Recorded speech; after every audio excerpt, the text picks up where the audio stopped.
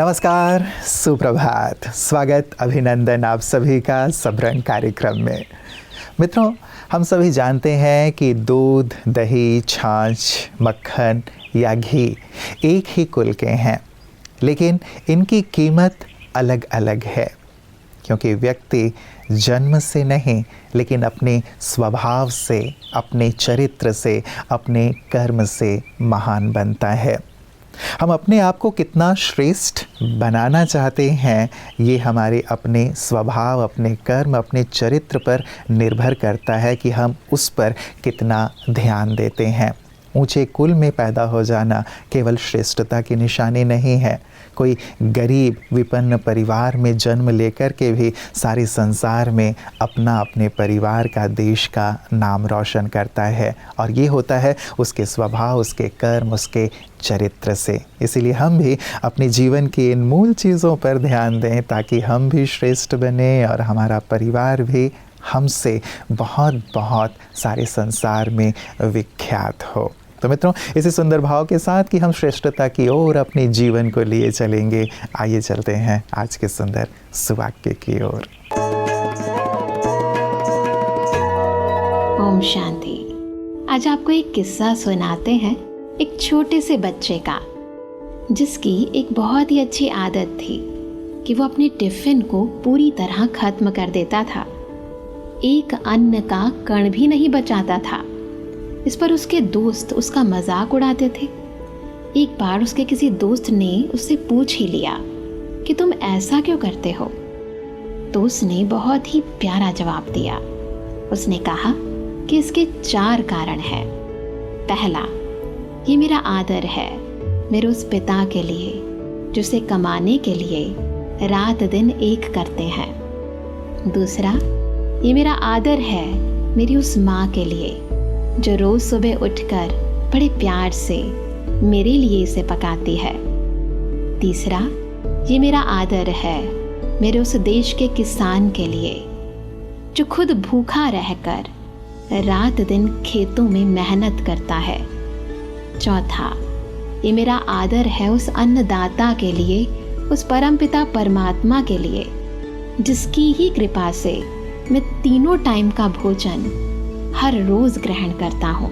नहीं तो कईयों को तो ये नसीब भी नहीं होता। इसलिए आप भी कभी भी अपनी थाली में भोजन न बचाइए। खाना खाइए मन भर, पर न बचाइए कण भर। उतना ही लीजिए थाली में जो व्यर्थ न जाए नाली में। ओम शांति। मित्रों, कहते हैं जीवन में कष्टों का आना श्रेष्ठता की ओर ले चलने की निशानी है, क्योंकि जब कष्ट आते हैं तो व्यक्ति के अंदर की शक्तियाँ जागृत होती हैं। बस शर्त ये है कि वो निराश ना हो जाए, कष्टों के सामने घुटने ना टेक दे, परेशान ना हो जाए। कहते हैं परिस्थितियों रूपी पेपर में जो अपने आप को शांत रखता है, धैर्यवत रखता है और साथ ही उस ओर देखता है जिधर प्रकाश है, तो उसके जीवन में श्रेष्ठता आती चलती है, उसके जीवन में मूल्यों का उदय होने लगता है।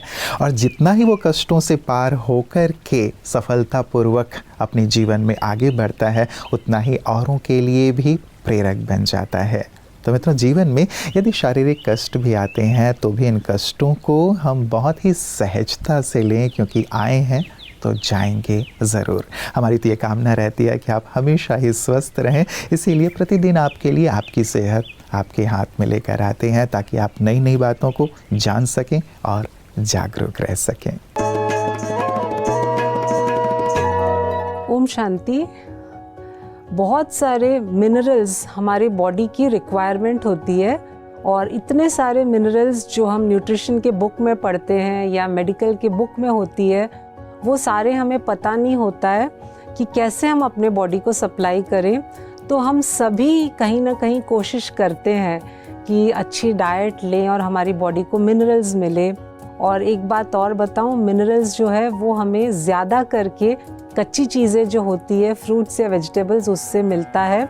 और काफ़ी लोगों को कच्ची चीज़ें सूट नहीं करती हैं, या बहुत ऐसे भी लोग होते हैं कि उनके पास वक्त नहीं होता है सलाद बना के खाने के लिए, या फिर फ्रूट्स को खाने के लिए, क्योंकि बहुत जल्दी वाली लाइफस्टाइल लीड कर रहे होते हैं बड़े बड़े शहरों में। तो ऐसे टाइम पे हम क्या करें, अपने बॉडी को मिनरल्स कैसे सप्लाई करें, उसके लिए एक बहुत ही आसान सा तरीका है और आप भी सुन के बहुत हैरान हो जाएंगे। आपको करना कुछ नहीं है, बस एक मटका लेकर के घर पे लाना है और रखना है, और मटके में आपको पानी भर के रखना है। रिसर्च में ये प्रूव हुआ है कि मटके का पानी जब हम पीते हैं तो 99.9% मिनरल्स, जितने भी मिनरल्स अवेलेबल हैं, जितने भी मिनरल्स बुक्स में लिखे गए हैं, वो सारे मिनरल्स हमें सिर्फ मटके के पानी से मिल जाता है। तो जब इतना आसान सा तरीका है हमें अपने बॉडी को मिनरल सप्लाई करने का, क्यों ना हम मटके का पानी पीना शुरू करें। और एक बात, अगर आपके पास थोड़ा और ज़्यादा समय है तो मट्टी की जो हांडी होती है उसमें आप दही जमा लें और वो दही खाया करें। बस ये 2 चीज़ें अगर आप करेंगे तो आपकी बॉडी को पूरे मिनरल्स की सप्लाई होगी, और कभी भी आपको सर दर्द, एंग्जाइटी, ये इस तरह की जो मेंटल वरीज या मानसिक तनाव वाली जो बीमारियां होती है वो नहीं होगी। Thank you. ओम शांति। मित्रों, कहते हैं कि दूसरों पर विजय प्राप्त करने से उत्तम है अपनी कमी कमज़ोरियों पर विजय प्राप्त करना। और जो स्वयं को जीत लेता है, अपनी कमियों को जीत लेता है, वही श्रेष्ठ बनता है, उत्तम बनता है, महान बनता है। लेकिन हम दूसरों की कमियों को तो बहुत सहजता से देख लेते हैं, उनका वर्णन करते हैं, लेकिन अपनी कमी कमज़ोरियों को नहीं देख पाते, और देख भी लेते हैं तो उसे छिपाने की कोशिश करते हैं, उसे बदलने का प्रयास नहीं करते। कोई उसकी ओर इंगित भी करता है तो हम नाराज़ हो जाते हैं। लेकिन योग एक ऐसा सुंदर साधन है, माध्यम है मित्रों, जिससे हम अपनी कमियों को सहजता से समझ भी सकते हैं और उसे परिवर्तित भी कर सकते हैं। और यही कारण है कि योग एक जीवन दर्शन, एक सुंदर सेगमेंट हम आपके लिए लेकर के आ रहे हैं प्रतिदिन, जिसके माध्यम से हम योग को गहराई से समझ सकें, स्वयं को श्रेष्ठ बना सकें। हम अपने देश और विश्व को सशक्त बनाना चाहते हैं। वास्तव में योग 2 प्रकार के हैं। एक है राजयोगा, दूसरा है फिजिकल योग। दोनों का ही हमारे जीवन में होना आवश्यक है। उसके द्वारा शारीरिक स्वास्थ्य और कुछ एक बीमारियों का समाधान हमें प्राप्त होता है। लेकिन सर्वश्रेष्ठ योग जो भारत का प्राचीन योग है वो है राजयोग। हम उस राजयोग को जानकर के सच्चे अर्थों में इस विश्व योग दिवस को सफल बनाएं। प्रजापिता ब्रह्मा कुमारी ईश्वरीय विश्वविद्यालय का ये लक्ष्य है कि विश्व का प्रत्येक मानव स्वयं को पहचाने और पिता परमात्मा को पहचाने, उसके साथ संबंध जोड़े और प्राप्त हुई शक्तियों के द्वारा मानसिक, शारीरिक हर रीति से स्वस्थ बने। इस राजयोग के अंदर हम कुछ पॉजिटिव थॉट्स करते हैं, विचार करते हैं, जिनका संबंध सबसे पहले मेरे साथ है। मैं अर्थात आत्मा, जिसका प्रभाव मेरे पर पड़ता है। दूसरा, इस थॉट का प्रभाव हमारे स्वास्थ्य पर पड़ता है। तीसरा, इसका प्रभाव हमारे अपने संबंधियों पर पड़ता है। और चौथा, वायुमंडल में पड़ता है। जब हम उस परमात्मा से कनेक्ट होते हैं तो स्वयं के लिए, अपने स्वास्थ्य के लिए, अपने परिवार के लिए और अपने विश्व के लिए हम श्रेष्ठ संकल्पों के द्वारा एक सुंदर वातावरण का निर्माण करते हैं, जिससे समग्र वातावरण के अंदर एक पॉजिटिव लहर आती है, शक्ति आती है। तो हमारे राजयोग का ये लक्ष्य है कि हर मानव आत्मा स्वयं को पहचान करके अपनी सुषुप्त शक्तियों को जागृत करे। मित्रों, कहते हैं कि सच्चा मित्र वही है जिसकी मित्रता से आपके चरित्र में परिवर्तन आए। तो मित्र चरित्र को बदल दे, जिसकी संगत से हमारी रंगत बदल जाए। वास्तव में वही संगत श्रेष्ठ है और वही मित्रता जो चरित्र को श्रेष्ठता की ओर ले चले, वही मित्रता श्रेष्ठ है, ये कहा जाता है। लेकिन क्या ऐसे संग और ऐसे मित्र हमें मिल पाते हैं?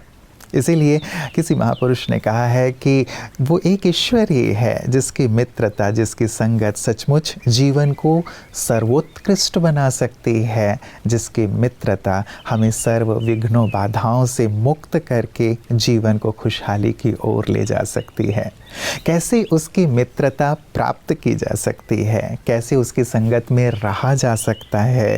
राजयोग मेडिटेशन के माध्यम से यही सुंदर सीख ब्रह्मा कुमारियाँ सभी को प्रदान कर रही हैं कि जब भी आप योग करते हैं, मेडिटेशन करते हैं, आप कनेक्ट हो जाते हैं उस सर्वोच्च मित्र से जो आपके जीवन को श्रेष्ठ बनाते हैं। कैसे ये कला वो जन जन को सिखा रही हैं, आइए देखते हैं पीस न्यूज़ हाइलाइट्स में। छत्तीसगढ़ के बिलासपुर स्थित ब्रह्मा कुमारीज आसमा सेवा केंद्र पर एक कार्यक्रम का आयोजन किया गया, जिसके तहत ब्रह्मा कुमारीज के मुख्यालय माउंट आबू में चलाए गए समर कैंप में हिस्सा लेने वाले बच्चों का सम्मान समारोह कार्यक्रम आयोजित किया गया। इस अवसर पर माउंट आबू से पधारे बी के आनंद भाई, बिलासपुर सेवा केंद्र प्रभारी बी के रमा दीदी, आसमा सेवा केंद्र संचालिका बी के अंशु बहन, बी के निशु बहन एवं अन्य भाई बहनें भी मौजूद रहे। इस मौके पर सभी बच्चों ने माउंट आबू में आयोजित समर कैंप के अपने अनुभवों को साझा किया और सांस्कृतिक प्रदर्शन से सभी का उमंग उत्साह भी बढ़ाया। इस कार्यक्रम का कुशल संचालन बी के पूजा बहन द्वारा किया गया और अंत में पर्यावरण की देखभाल करने के संकल्प को लेकर सभी ने वृक्षारोपण भी किया। मित्रों, जीवन एक अवसर है श्रेष्ठ करने का, श्रेष्ठ बनने का और श्रेष्ठ पाने का। साधारण कार्य तो कोई भी कर सकता है। अपने आसपास आप देख सकते हैं लोगों को सामान्य दिनचर्या में लगे हुए, सामान्य से कार्य करते हुए, लेकिन ईश्वर ने मुझे इस संसार में कुछ श्रेष्ठ करने के लिए भेजा है। उस पर गहराई से आज विचार कीजिएगा कि कैसे मैं श्रेष्ठ करूं और श्रेष्ठ करना है क्या, कैसे मैं श्रेष्ठ बनूं, किन बातों को अपने जीवन में, किन आदतों, किन संस्कारों को अपने जीवन में ले आऊं ताकि मैं श्रेष्ठ बनूं, और साथ ही मेरी श्रेष्ठता औरों के लिए कैसे फ़ायदेमंद हो सकती है, समाज के लिए कैसे प्रकाश का कार्य कर सकती है, इस पर भी ज़रूर विचार कीजिएगा। क्योंकि जीवन को श्रेष्ठता की ओर ले चलना ही, महानता की ओर ले चलना ही हम सबका परम ध्येय होना चाहिए। जब ये ध्येय होगा तो आप देखेंगे कि आपके आसपास भी जो आपके साथी हैं, संगी हैं, वो भी आपसे प्रेरित होते हुए उस ओर ही बढ़ने लगेंगे और हम समाज को एक सुंदर, सुखमय, श्रेष्ठ समाज बना पाएंगे। तो आपकी श्रेष्ठता पूरे संसार को श्रेष्ठ बनाने वाली है। आप इतने महान हैं। ज़रूर इस पर विचार कीजिएगा। कल इसी वक्त आप सभी से पुनः मुलाकात होगी। नमस्कार। ओम शांति।